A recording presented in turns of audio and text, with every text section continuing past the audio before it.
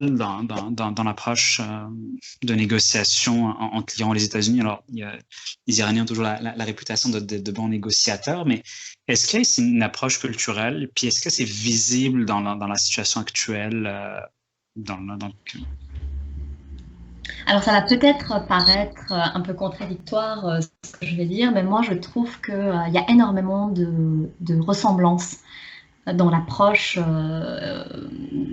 au niveau du côté iranien que du côté américain. Et pourquoi je dis ça?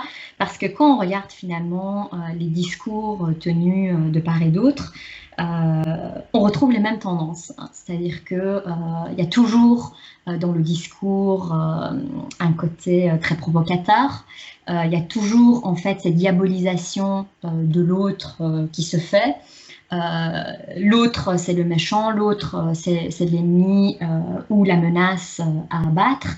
Et je trouve que si on prend plus ou moins les phrases et en fait qu'on les mette les uns à côté des autres, finalement aussi bien Téhéran que Washington tiennent plus ou moins le même discours.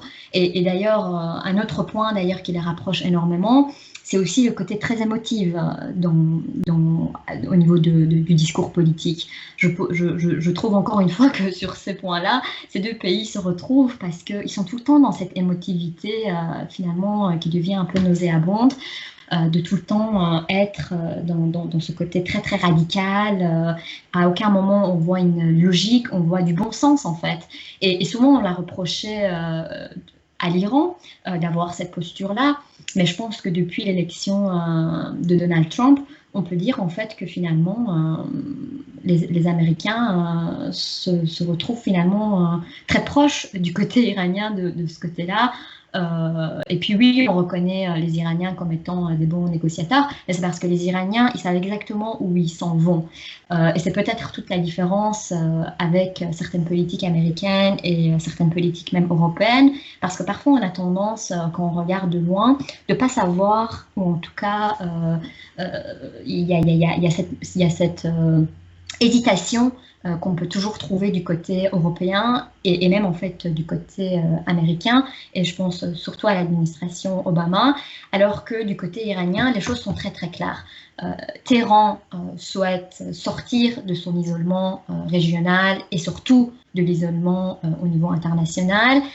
Téhéran veut jouer un rôle sur la scène internationale et Téhéran souhaite faire partir, l'Iran souhaite en fait faire partie du commerce mondial.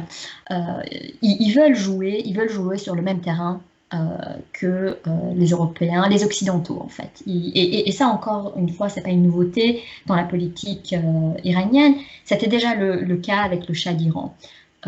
Évidemment, il y a cette continuité-là qui se fait avec la République islamique d'Iran, avec la grande différence que, évidemment, la République islamique d'Iran, son nom a cette connotation idéologique, va porter cette idéologie en plus avec lui, et c'est sur cette raison-là, principalement, qu'il y a un clash fondamental, évidemment, avec les pays dits démocratiques, avec les pays occidentaux. Et donc, voilà, on a l'impression que malgré que ce soit aussi des négociateurs qui sont peut-être, qui savent un peu plus où ils s'en vont et ils savent exactement ce qu'ils souhaitent, on voit aussi que le fait de porter un discours idéologique et de encore une fois tenir un discours et une politique de provocation, ça les aide pas non plus forcément à trouver le ton juste pour être en mesure d'être crédible et légitime lorsqu'il arrive le temps de la négociation.